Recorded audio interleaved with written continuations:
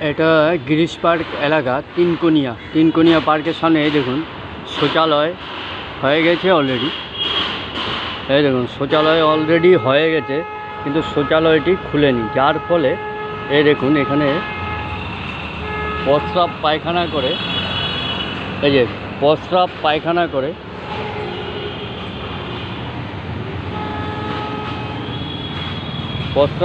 করে ভর্তি করে দিয়েছে। এই দেখুন শৌচালয়টি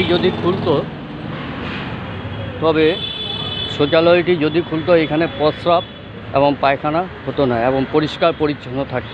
এটা গিরিশ পার্ক এলাকা দ্যাট মিন্স তিনকোনিয়া পার্ক। সম্পূর্ণভাবে এটা খোঁজখবরের মাধ্যমে দেখালাম। এই দেখুন সম্পূর্ণ বিদায় নিচ্ছি।